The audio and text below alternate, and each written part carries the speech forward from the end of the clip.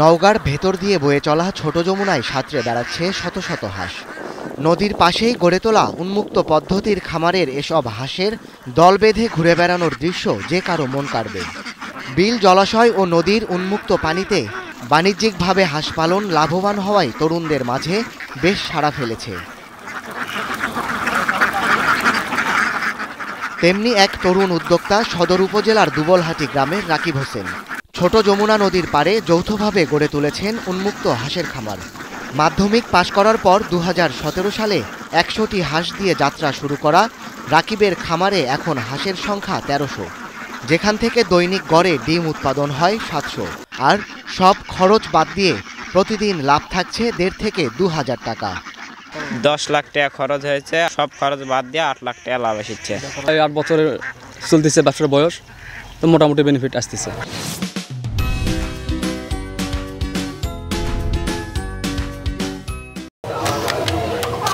খাতটি লাভজনক হলেও উদ্যোক্তাদের মাঝে মধ্যেই আর্থিক সংকটসহ নানা সমস্যায় পড়তে হয়। তবে সমস্যা সমাধানে দীর্ঘমেয়াদী পরিকল্পনার কথা জানান জেলা প্রাণী সম্পদ কর্মকর্তা।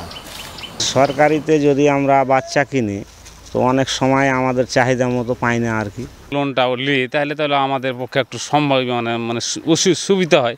আমাদের এখানে প্রশিক্ষণ শেষে তাদের ঋণের ব্যবস্থাও আছে এবং সরকার চেষ্টা করে তাদেরকে একদম স্বল্প সুদে মাত্র 5% ইন্টারেস্টে তাদেরকে ঋণ প্রদান করে থাকি আমরা।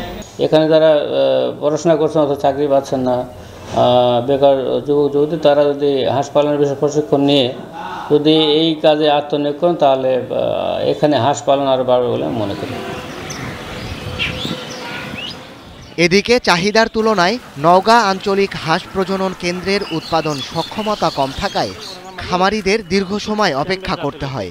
অনেক সময় বাইরে থেকে বেশি দামে হাঁসের বাচ্চা সংগ্রহ করতে হয় চড়া দামে। এ বিষয়ে হাঁস প্রজনন কেন্দ্রের কর্মকর্তা জানান, চাহিদা অনুযায়ী বরাদ্দ কম পাওয়ায় কাঙ্ক্ষিত উৎপাদন বাধাগ্রস্ত হচ্ছে। এতে সরকার বঞ্চিত হচ্ছে রাজস্ব থেকে। সরকার যদি আমাদের প্রয়োজনীয় খাদ্যের বাজেট প্রদান করে থাকেন তাহলে আমরা আরও বেশি বাচ্চা উৎপাদন করে আমাদের এই খামারিদের মাঝে বিতরণ করতে সক্ষম হব।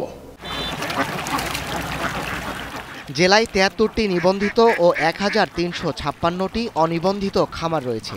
আর জেলায় হাঁস রয়েছে ২৬,৬৩,০০০-এর বেশি, যা থেকে বছরে ডিম উৎপাদন হয় অন্তত ১১,১৮,০০০ পিস। এর বাজার মূল্য ১৫৪ কোটি টাকার বেশি। এখন নওগাঁ।